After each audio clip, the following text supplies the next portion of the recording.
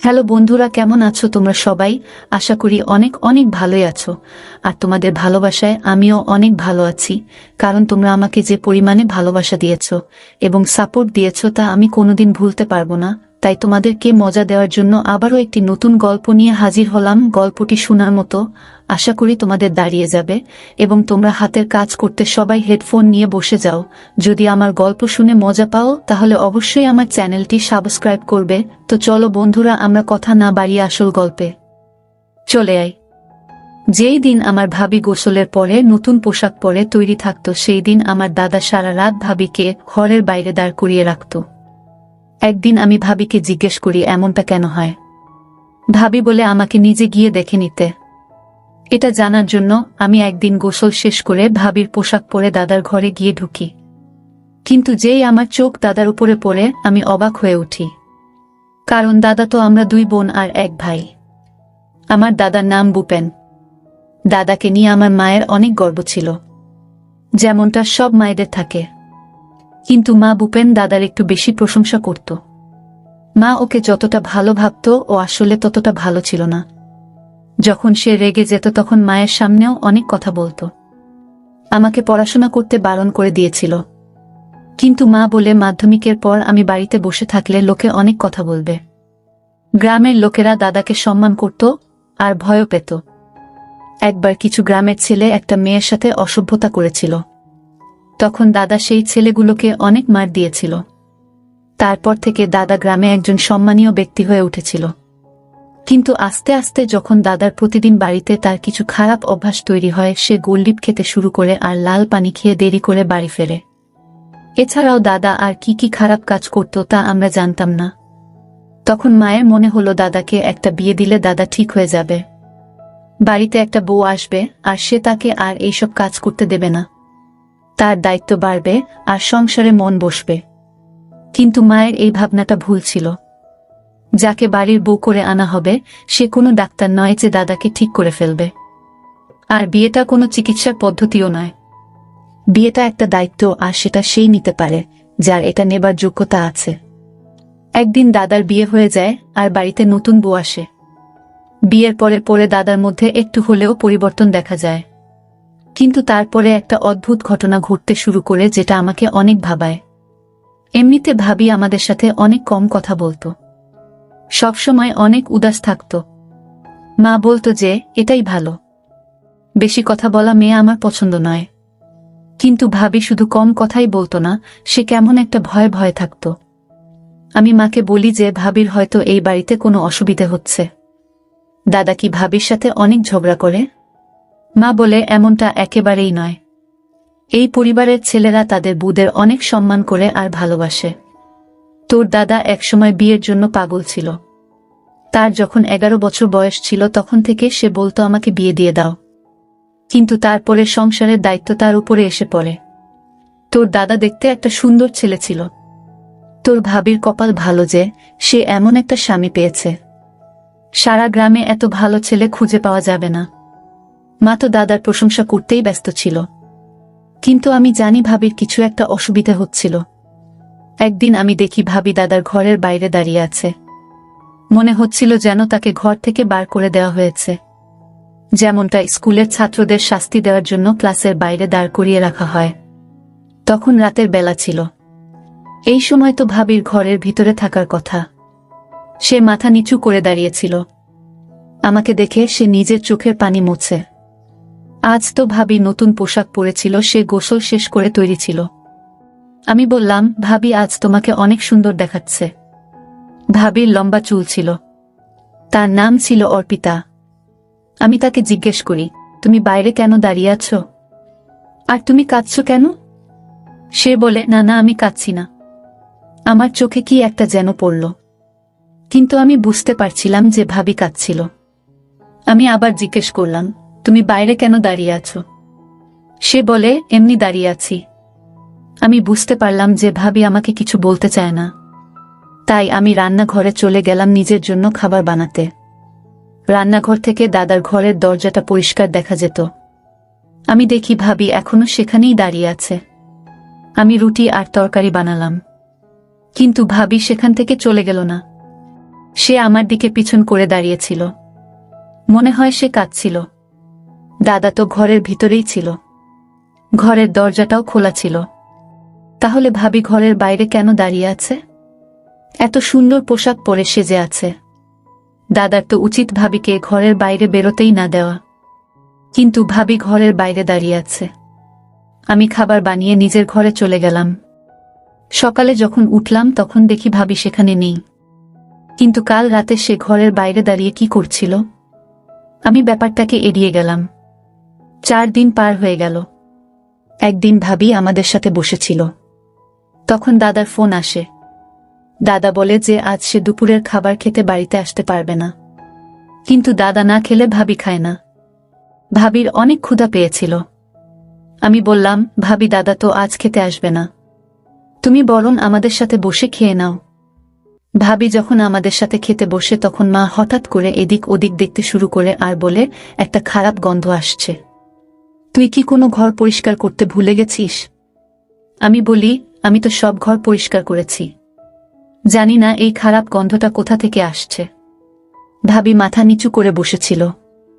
সে তাড়াতাড়ি খেয়ে ওখান থেকে উঠে যায়।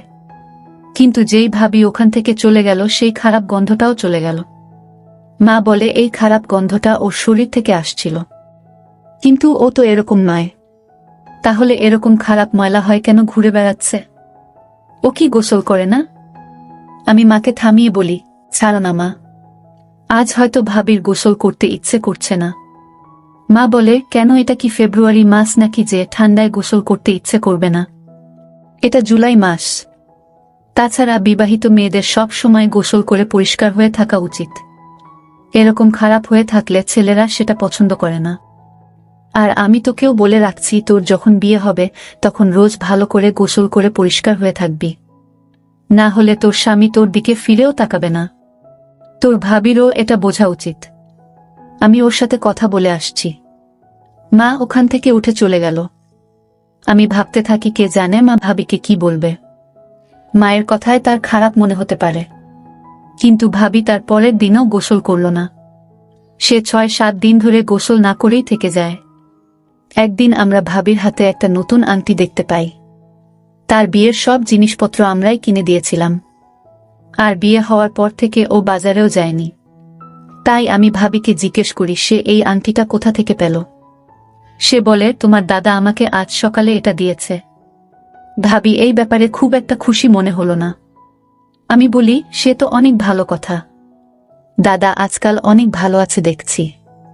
সে বলে, হ্যাঁ এখন তো ভালো আছে, কিন্তু রাত অবধি সেটা ভালো থাকবে কিনা কে জানে। আমি জিজ্ঞেস করি, কেন, মন খারাপ কেন হবে? তুমি কি দাদার কোনো কথা শোনোনি? ভাবি বলে, না কিছু না। ভাবিকে অনেক চিন্তিত দেখায়। কিছুক্ষণ পরে সে গোসল করতে চলে যায়। ভাবির শরীর দিয়ে একটা খারাপ গন্ধ বেরোচ্ছিল। কিন্তু যখন সে গোসল করে বেরোয় তখন তাকে অনেক সুন্দর দেখায়। আজকেও ভাবি নতুন পোশাক পরেছিল। আমি ভাবিকে এটা সরাসরি বলি না যে রোজ এইভাবে গোসল করে পরিষ্কার পরিচ্ছন্ন হয়ে থাকবে। তার পরিবর্তে আমি ভাবির অনেক প্রশংসা করি, যাতে ভাবির মনে হয় যে সে রোজ গোসল করলে রোজ সে এমন প্রশংসা পাবে। কিন্তু দাদা যখন বাড়ি আসে তখন আবার আমি দেখি ভাবিকে ঘরের বাইরে দাঁড়িয়ে থাকতে। আজ সে অনেক আওয়াজ করে কাঁদছিল। আমি জিজ্ঞেস করি, ভাবি কি হয়েছে? সে আমাকে ইশারায় চুপ করতে বলে যাতে দাদা কিছু শুনতে না পায়। আমি আস্তে আস্তে জিজ্ঞেস করি, তোমার কি হয়েছে? আর তুমি ঘরের বাইরে কেন দাঁড়িয়ে আছো?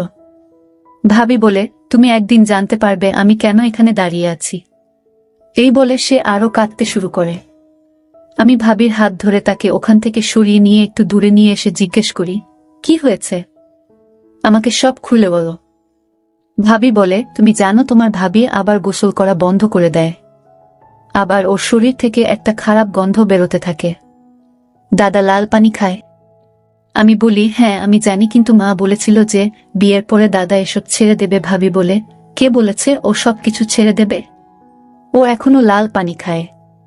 আমি বলি, সে তো বুঝলাম যে দাদা এখনো লাল পানি খায়, কিন্তু তার সাথে তোমার ঘরের বাইরে দাঁড়িয়ে থাকার কি সম্পর্ক?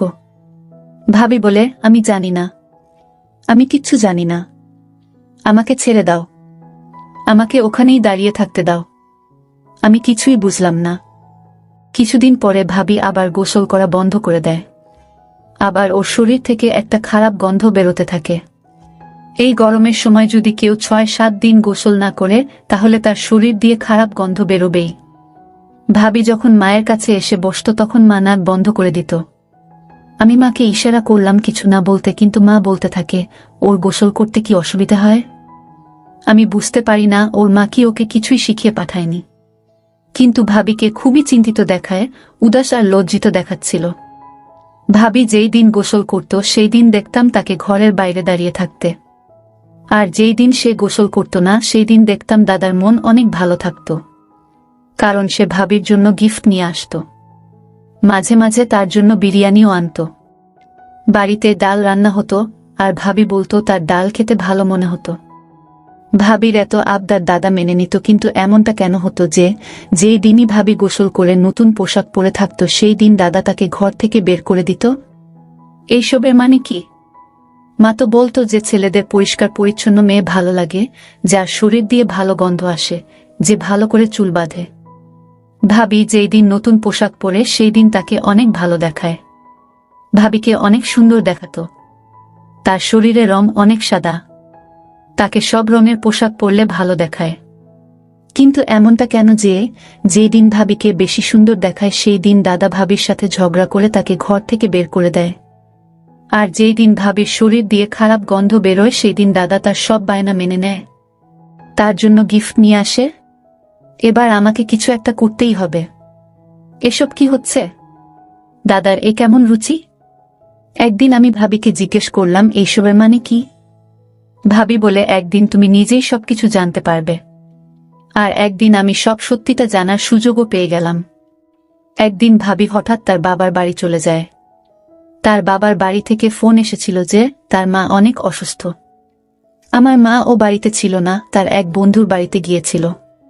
ভাবি আমাকে বলে গেছিল যে তোমার দাদা ফোন তুলছে না, সে যখন বাড়ি আসবে তখন তাকে বলে দিও যে আমার মায়ের শরীরটা খারাপ, তাই আমি বাবার বাড়িতে গিয়েছি, না হলে তোমার দাদা আমাকে অনেক বকা দেবে। আমি জিজ্ঞেস করলাম, দাদা বকা কেন দেবে? তুমি কি তোমার বাবার বাড়ি যেতে পারো না? সে বলে, না, বলে যাওয়াটা ঠিক নয়। আমি বলি, তুমি চিন্তা করো না, আমি আছি তো, আমি বলে দেব, তুমি নিশ্চিন্তে তোমার মায়ের কাছে যাও। ভাবি তাড়াহুড়াতে নিজের ফোনটাও বাড়িতে রেখে চলে যায়। ভাবি চলে যাওয়ার পরে আমার মাথায় একটা আইডিয়া আসে। আমি ঠিক করে নিই আমাকে কি করতে হবে। দাদা বাড়ি ফিরে এসে নিজের ঘরে চলে যায়। দাদার ঘরের সামনে একটা পোশাক দেওয়া আছে। তার নতুন বিয়ে হয়েছে, তাই মা বলেছে যে দরজাটা খোলা থাকলেও পোশাকটা যেন সরানো থাকে। এই গরমের সময় দাদা দরজা বন্ধ করত না, তাই পোশাকটা সরিয়ে রাখত। কারণ মা বলতো যে বাড়িতে তোর একটা ছোট বোন আছে, ঘরের ভিতরে কি হচ্ছে সেটা তার দেখা উচিত নয়। দাদা ঘর থেকে আওয়াজ করে বলে, আমার জন্য এক গ্লাস পানি নিয়ে এসো। আমি তাড়াতাড়ি গোসল করে ভাবির একটা পোশাক পরে দাদার ঘরের বাইরে গিয়ে দাঁড়াই। এমনভাবে দাঁড়াই যাতে পোশাকের উপর থেকে দাদা শুধু আমার পাটা দেখতে পায়। আমি ভাবির একটা জুতা পরে নিয়েছিলাম। আমিও ভাবির মতন সুন্দর দেখতে ছিলাম। আমার শরীরের রং ভাবির মতনই সাদা ছিল। আমি যখন ঘরের বাইরে এসে দাঁড়াই তখন দাদা ভিতর থেকে দেখতে পায় যে আমি বাইরে দাঁড়িয়ে আছি। তারপর আমার দাদা কিছু অদ্ভুত অদ্ভুত কথা বলতে শুরু করে। প্রথমে আমি কিছুই বুঝতে পারছিলাম না, কিন্তু যখন আমি বুঝতে পারলাম তখন আমার পায়ের তলা থেকে মাটি সরে গেল। দাদা বলে, আচ্ছা, তুই আজ আবার গোসল করেছিস? তুই নিজেকে অনেক সুন্দরী মনে করিস, তাই না? তুই ভাবিস গোসল না করলে তোর শরীরের ময়লা জমে যাবে, তোর শরীরের রং কালো হয়ে যাবে, তাই তুই প্রতিদিন গোসল করে আসিস, তাই না? তারপরে আমার পায়ের দিকে কিছু একটা মারল। এখন ভূতের মতন দাঁড়িয়ে আছিস কেন? আমি আসার আগে তুই গোসল করেছিস আর তারপরে এখানে এসে দাঁড়িয়েছিস, তার মানে তোর অপমানিত হতে অনেক ভালোই মনে হয়। আমি দেখছি এখন আর তোকে মুখে বললে চলবে না, আমাকে হাত উঠাতে হবে, কারণ তোর সব অপমান সয়ে গেছে। আমি যখন বারবার বলেছি যে আমার পরিষ্কার পরিচ্ছন্ন মেয়ে পছন্দ নয়, তখন বারবার কেন গোসল করিস তুই? দাদা অনেক খারাপভাবে আওয়াজ করছিল। আমি তখন বুঝতে পারছিলাম ভাবি কেন দাদাকে এত ভয় পেত। আজ আমি বুঝতে পারি যে ভাবি কেন গোসল করত না, কারণ গোসল করলেই দাদা তার উপর এইভাবে আওয়াজ করত। কিন্তু আমি এটা বুঝতে পারছিলাম না যে দাদা এমনটা কেন করত। দাদা অনেক কথা বলতে থাকে, বলে তোকে আমি গোসল করতে নিষেধ করেছিলাম না, তাও তুই গোসল করেছিস, তোর কি আমাকে রাগাতে ভালো মনে হয়।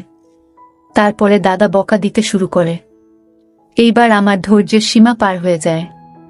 আমি পোশাকটা সরিয়ে ভিতরে ঢুকে পড়ি। দাদা আমাকে দেখে অবাক হয়ে যায়, আর আমিও দাদাকে দেখে অবাক হয়ে যাই। দাদা বিছানায় বসে কি একটা খাচ্ছিল। সেই খাবার থেকে একটা খারাপ গন্ধ আসছিল।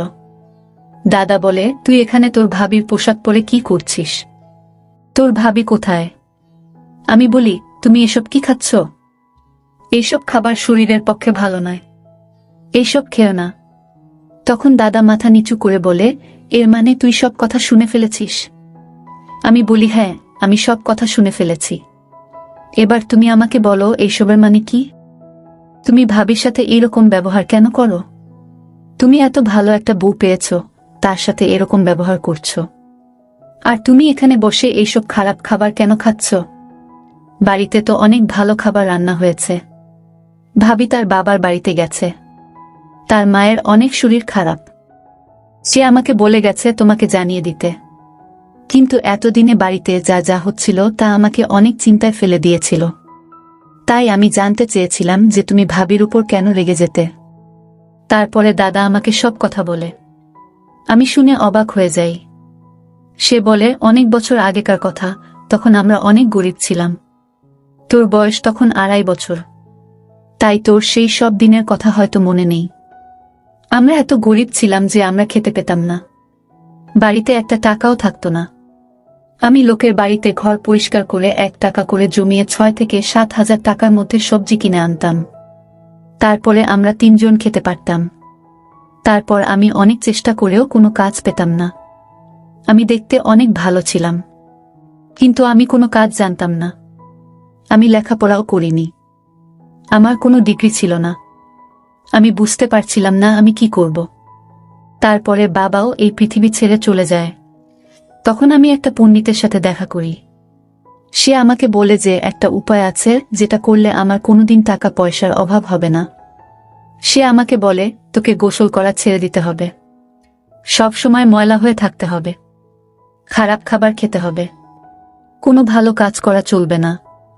কাল যখন তোর বিয়ে হবে তখন তোর বউকে বলবি সে যেন ময়লা হয়ে থাকে। সে যদি গোসল করে তাহলে তোর সব টাকা পয়সা শেষ হয়ে যাবে। সে আমাকে আরও কিছু জিনিস করতে বলেছিল। সেই সব করার পরে আমি দেখি সত্যিই আমার কাছে অনেক টাকা আসে। আজ এই সংসার সেই টাকায় চলে। তুই বল, আজ অবধি এমন কি কখনো হয়েছে যে তুই কিছু চেয়েছিস আর আমি সেটা তোকে কিনে দিইনি? আমি কি কখনো বলেছি যে আমার কাছে টাকা নেই তাই আমি এটা আনতে পারবো না? এই জন্য আমি বিয়ে করতে চাইনি, কারণ আমি জানতাম আমার বউ আমার কথা মেনে চলবে না। কিন্তু মা আমার বিয়ে দিয়ে দেয়। তাই আমি তোর ভাবিকে বলি যে সে যেন গোসল না করে। তারপর 5-6 দিন সে আমার কথা মেনে চলে, কিন্তু তারপরে তার মাথায় ভূত চাপে। সে বলে আমি ময়লা হয়ে থাকতে পারবো না, তাই পরিষ্কার হওয়ার জন্য সে গোসল করে নেই। তাই যেই দিনই ও গোসল করে পরিষ্কার হয়ে আমার কাজে আসে আমি তখন অনেক রাগ করি। আমাদের মধ্যে ঝগড়া হয় আর আমি তাকে ঘর থেকে বের করে দিই, কারণ ও যদি পরিষ্কার হয়ে থাকতে শুরু করে তাহলে আমার সব টাকা শেষ হয়ে যাবে। আমি দাদাকে বলি, তুমি আজকালকার দিনে এইসব কথায় বিশ্বাস করো? কে বলেছে তোমাকে এসব কথা? তোমার কাছে টাকা আসে কারণ তুমি কাজ করো, তুমি পরিশ্রম করে টাকা রোজগার করো। উপরে সৃষ্টিকর্তা আছে, তিনি কাউকে অপছন্দ রাখেন না। যে পরিশ্রম করে ভগবান তাকে সাহায্য করে। তুমি যেটা করছো সেটা ঠিক নয়, এর ফল তোমাকে ভোগ করতে হবে। তোমার কাছে যা আছে সেটাও আর থাকবে না। তুমি এইসব করা বন্ধ করো, আর এইসব খাবার খেতে হবে না। আমি খাবারটা তুলে বাহিরে ফেলে দিই। তারপরে দাদাকে অনেক বোঝাই। দাদা বলে, আবার যদি আমাদের সেই দরিদ্র অবস্থা ফিরে আসে তাহলে তোকে আর তোর ভাবিকে কে দেখবে? তোর ভাবি মা হতে চলেছে। আজ সকালেই সে আমাকে এই খবরটা দেয়। আমি দাদাকে বলি যে কিচ্ছু হবে না, সৃষ্টিকর্তা আমাদের পাশে আছে। দাদা বলে, তোর পড়াশোনার অনেক খরচ, তারপরে তোর বিয়ের খরচা আছে। আমি দাদাকে বলি, তুমি ভগবানের উপর ভরসা রাখো, আর এইসব করা বন্ধ করো। ভগবানের কাছে ক্ষমা চেয়ে নাও। দাদাকে আমি আমার দিব্যি দিয়ে দিই। আমি তার একমাত্র বোন ছিলাম। সে আমাকে অনেক ভালোবাসতো। দাদা আমার কথা মেনে নেয়। সে গোসল করে পরিষ্কার হয়ে আসে। ভাবি ফিরে এসে দাদাকে দেখে অবাক হয়ে যায়। ভাবি নিজের ঘরে পা রাখার আগে আমার দিকে তাকায়। আমি মাথা নেড়ে বলি, এবার সবকিছু ঠিক হয়ে যাবে। দাদা ওই সব কাজ করা ছেড়ে দিয়েছে। ভাবি অনেক খুশি হয়। আমাদের বাড়ির পরিবেশটাও অনেক ভালো হয়ে ওঠে। একদিন আমরা খবর পাই যার সাথে পার্টনারশিপ করে দাদা গাড়ির ব্যবসা করত সে অন্য শহরে চলে যাচ্ছে। সে একটা ভালো চাকরি পেয়েছে। আর সে চায় এবার থেকে সব ব্যবসাটা দাদা একা সামলাক। দাদা এই ব্যবসার একমাত্র মালিক হয়ে ওঠে। সেই লোকটার কাছে এমনিতেই অনেক টাকা পয়সা ছিল, তাই এই ব্যবসাটা সে সব দাদার হাতে ছেড়ে দেয়। এর কোনো প্রফিটের শেয়ার ও সে নেবে না বলে দেয়। তার মানে এবার থেকে এই ব্যবসার সব প্রফিটটাই আমাদের। দাদা স্বীকার করে যে সে ভুল ভেবেছিল। মানুষ পরিশ্রম করলে ভগবান তাকে সাহায্য করে। পরিশ্রমের ফল মানুষ একদিন ঠিক পায়। আজকাল দাদা অনেক পরিষ্কার পরিচ্ছন্ন হয়ে থাকে। আমার অনেক ভালো মনে হয় দেখে যে দাদা নিজে ভুলটা বুঝতে পেরেছে। আমাদের বাড়িতে অনেক ভালো টাকা আসতে থাকে। ভাবি ও সুব্বরটা সবাইকে জানিয়ে দেয়। সবকিছু ঠিক হয়ে যায়। কিন্তু আমি এখনো ভাবি যে কে দাদাকে এইসব ভুল বুঝিয়েছিল। যে দাদাকে এইসব কথা বলেছিল সে মোটেই ভালো মানুষ নয়। বিপদে পড়লে মানুষ এসব ভুল পরামর্শ মেনে নেয়, কিন্তু তাতে কোনো লাভ হয় না। দাদার কাছে যেই টাকা আসছিল সেটা তার পরিশ্রমের ফল ছিল। আজকাল দাদাও বলে যে আমি ঠিক সময় তার চোখ খুলে দিয়েছি। ভগবানের কৃপায় এখন আমাদের বাড়ির অবস্থা অনেক ভালো। কিন্তু আপনাদেরকে বলে রাখি যে আপনারা কখনো নিজের উপর থেকে আস্থা হারিয়ে ফেলবেন না, কারণ সৃষ্টিকর্তা ছাড়া কেউ আপনাকে কিছু দিতে পারবে না। বন্ধুরা, আজকের ভিডিওটা এখানেই শেষ করলাম। অনেক কষ্ট করে ভিডিওটি আপনাদের জন্য বানিয়েছি। যদি ভিডিওটি আপনাদের ভালো লেগে থাকে তাহলে একটা লাইক করবেন এবং চ্যানেলটি অবশ্যই সাবস্ক্রাইব করবেন। এই আশা ব্যক্ত রেখে আপনাদের কাছ থেকে বিদায় নিচ্ছি আমি। দেখা হবে আগামীকালের নতুন কোনো ভিডিওতে। সে পর্যন্ত সবাই ভালো থাকুন, সুস্থ থাকুন। ধন্যবাদ।